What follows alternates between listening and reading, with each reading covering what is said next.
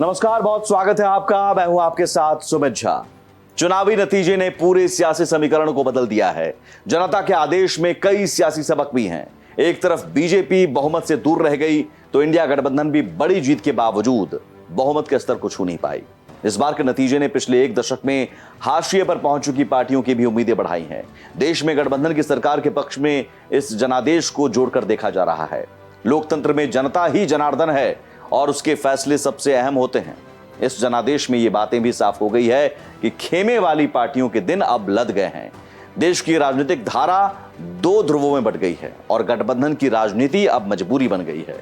अब ये एनडीए सरकार पर निर्भर है कि वो इसे मजबूती के साथ चलाकर जनता जनार्दन के आदेश को सही साबित करती है या नहीं। चुनावी नतीजों के जो संदेश हैं उसे समझना अलग अलग पार्टियों के लिए बहुत जरूरी है। अपने ही नतीजों को पलटने में जनता जनार्दन का कोई सानी नहीं है और यही इस बार का सबसे बड़ा सियासी सबक है। इस बार के नतीजों में राजनीतिक परिवर्तन की झलक है और इसी पर पेश है हमारी यह खास पेशकश, जनता का आदेश, नतीजे विशेष।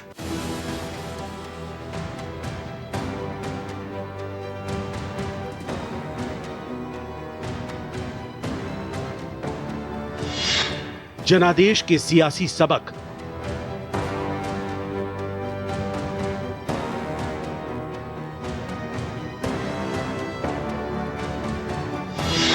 रीजनल पार्टियों का लौटा युग।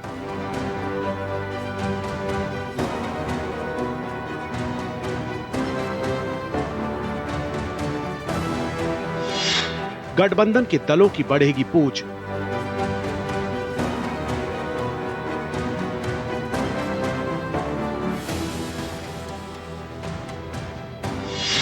तालमेल बनाए रखने की चुनौती।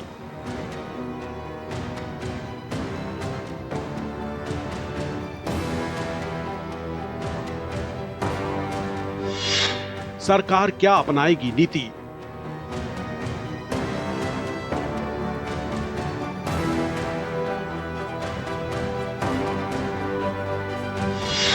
रीजनल पार्टियों की बढ़ी आस।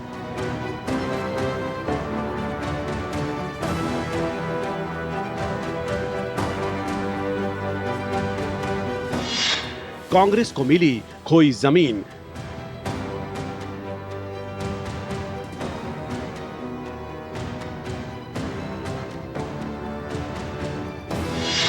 जीत में भी बड़ी सीख।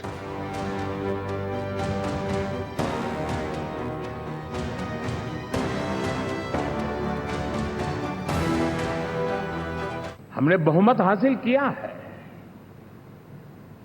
और मैं कई बार कह चुका हूं, शब्द अलग होंगे लेकिन मेरे भाव उसमें एक सातत्य है। सरकार चलाने के लिए बहुमत आवश्यक है, लोकतंत्र का वही एक सिद्धांत है। लेकिन देश चलाने के लिए सर्वमत बहुत जरूरी होता है।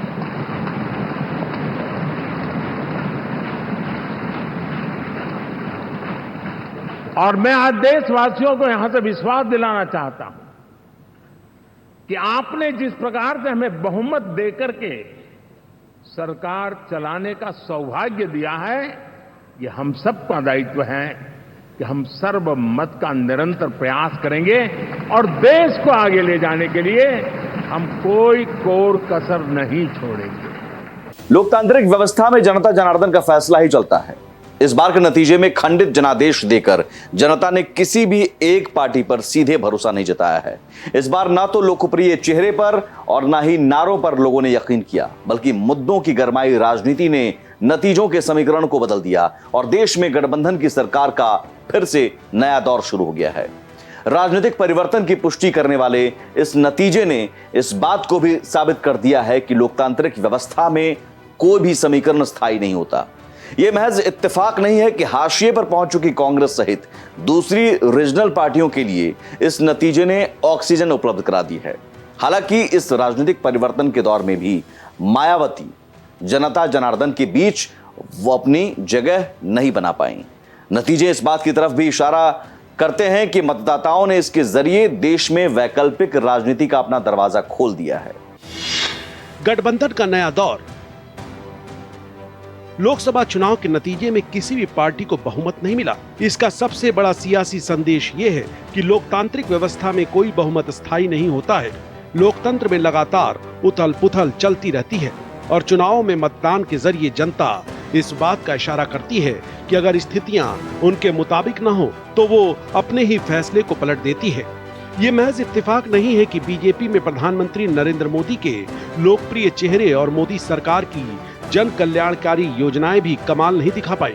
हालांकि 2 कार्यकाल पूरी करने के बावजूद बीजेपी देश की सबसे बड़ी पार्टी के तौर पर जीत हासिल करने में सफल रही है और ये इस बात की पुष्टि है कि भरोसा बहाली की राजनीति क्यों जरूरी है। लेकिन तमाम तरह के दावों के बावजूद बीजेपी बहुमत के आंकड़े को अकेले दम पर नहीं छू पाई है।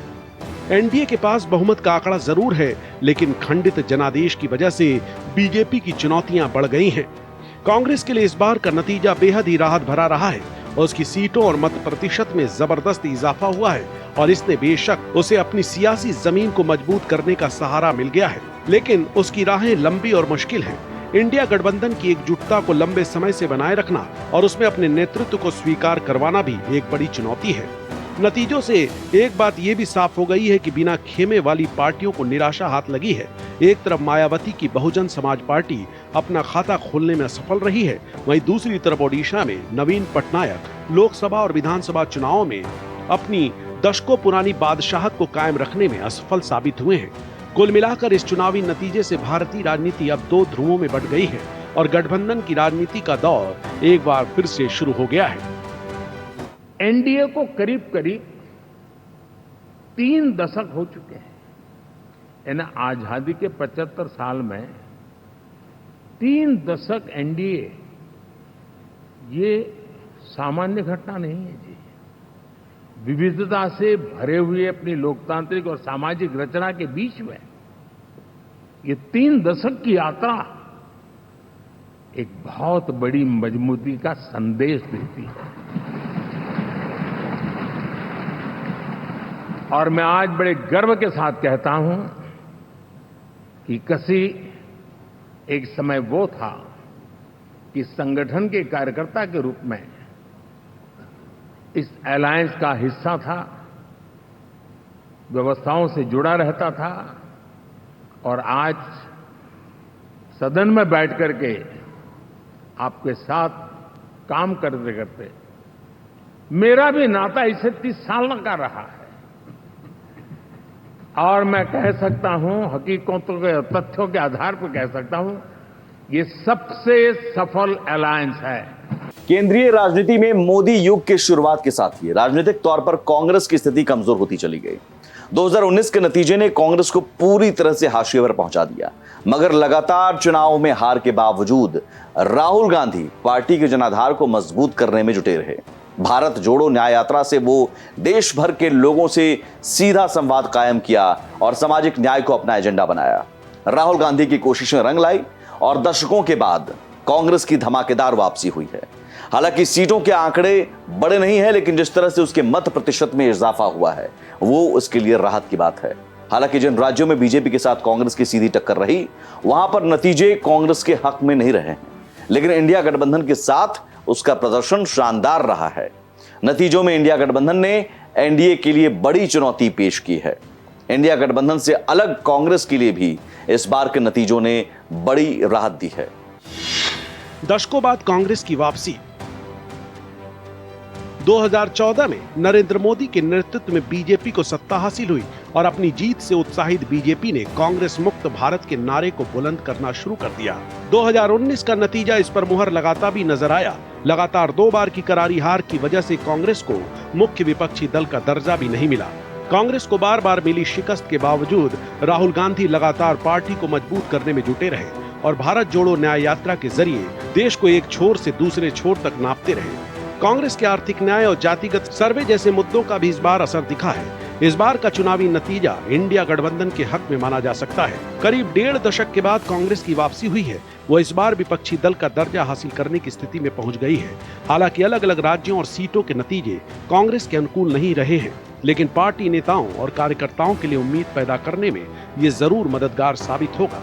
कांग्रेस केरल और पंजाब का अपना गढ़ बचाने में सफल रही है और हरियाणा, तेलंगाना और राजस्थान में उसके प्रदर्शन में सुधार दर्ज हुआ है। लेकिन गुजरात, मध्य प्रदेश, छत्तीसगढ़ जैसे राज्यों में जहां पर कांग्रेस का बीजेपी से सीधा मुकाबला रहा, वहां पर उसे कुछ खास सफलता नहीं मिल पाई है। समाजवादी पार्टी के राष्ट्रीय अध्यक्ष और उत्तर प्रदेश के पूर्व मुख्यमंत्री अखिलेश यादव ने अपने पिता और पार्टी के संस्थापक रहे मुलायम सिंह यादव का रिकॉर्ड तोड़ दिया। साल 2017 में अभी तक के हर चुनाव में बुरी तरह हार रहे अखिलेश यादव को मौजूदा लोकसभा चुनाव ने संजीवनी दे दी है। पार्टी प्रमुख अखिलेश यादव आखिरी बार साल 2012 में कोई बड़ा चुनाव जीते थे। इस बार के चुनावी नतीजों ने रीजनल पार्टियों के लिए बड़ी उम्मीदें पैदा की हैं। यूपी में अखिलेश यादव और कांग्रेस ने मिलकर बीजेपी के विजय रथ को रोकने का फैसला किया। सीटों के बंटवारे से लेकर वोटों के ध्रुवीकरण को लेकर नया नारा गढ़ा और अपनी सियासी जमीन को मजबूत करने की कोशिश की। अखिलेश यादव ने यूपी में सियासत की नई परिभाषा गढ़ी है। सपा ने MY समीकरण के बजाय PDA यानी पिछड़ा, दलित और अल्पसंख्यक का नया नारा गढ़ा और 37 सीटें जीतकर इतिहास रच दिया। यह अब तक की समाजवादी पार्टी की सबसे बड़ी जीत है। सपा ने यह जीत तब हासिल की है जब यूपी में बीजेपी खुद को सशक्त मान रही थी और इस बार वो 100% जीत के लक्ष्य को हासिल करने की रणनीति पर अमल कर रही थी। सपा ने जातीय समीकरण और मुद्दों की राजनीति से वहां की राजनीतिक दिशा को बदल दिया। संख्या बल में तीसरी सबसे बड़ी पार्टी के तौर पर सपा के स्थापित होने के बड़े राजनीतिक मायने हैं। सपा ने पलटी बाजी। समाजवादी पार्टी प्रमुख अखिलेश यादव ने इस बार बीजेपी के विजयी रथ को रोकने के लिए नया नारा गढ़ा और वो काम कर गया। सपा को इसके लिए अपना वोट आधार बढ़ाने की जरूरत थी, लिहाजा उसने इस बार MY मुस्लिम और यादव के बजाय उन्होंने PDA यानी पिछड़ा, दलित और अल्पसंख्यक का नया नारा गढ़कर अपनी सियासी जमीन को मजबूत करने की रणनीति अपनाई और ये असरदार साबित हुआ। 2014 के लोकसभा चुनाव के साथ ही समाजवादी पार्टी की सियासी जमीन खिसकनी शुरू हो गई थी। 2014 के चुनाव में सपा ने यूपी की 80 सीटों पर चुनाव लड़ा, लेकिन वो केवल 5 सीट ही जीत पाई थी। राज्य की 21 सीटों पर उसकी जमानत तक जब्त हो गई थी। ये स्थिति तब थी जब 2 साल पहले तक राज्य में समाजवादी पार्टी की सरकार थी। 2017 के विधानसभा चुनाव, 2019 के लोकसभा चुनाव में सपा का प्रदर्शन अच्छा नहीं रहा। 2004 में सपा ने लोकसभा में सबसे ज्यादा 36 सीटें हासिल की थी। 2024 में अखिलेश यादव की अगुवाई में सपा ने 37 सीटें हासिल की हैं। अखिलेश एक मामले में अपने पिता का रिकॉर्ड नहीं तोड़ पाए और वो है वोट प्रतिशत का। सपा संरक्षक रहे मुलायम सिंह की अगुवाई में सपा ने 1998 में सबसे ज्यादा 4.9% मत हासिल किए थे। 37 सीटें हासिल करके भी सपा सिर्फ 4.58% वोट पा सकी। 2019 में उसे सिर्फ 2.6% मत मिले थे। यूपी में सपा 37 सीटें जीतकर सांसदों की संख्या के मामले में देश भर में तीसरी सबसे बड़ी पार्टी बनकर उभरी है। उसने बीजेपी को दूसरे नंबर पर धकेल दिया। ये अखिलेश यादव की अगुवाई वाली पार्टी के लिए बड़ी कामयाबी है। हम गर्व से कह सकते हैं कि 5 साल का टर्म होता है। इस अलायंस ने 30 साल में से 5-5 साल के 3 टर्म सफलतापूर्वक पार किए हैं और अलायंस चौथे टर्म में एंटर कर रहा है।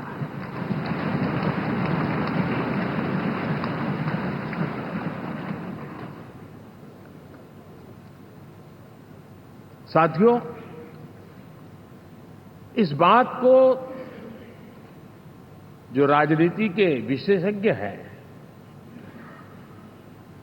अगर मुक्त मन से, मुक्त मन शब्द बहुत महत्व का है,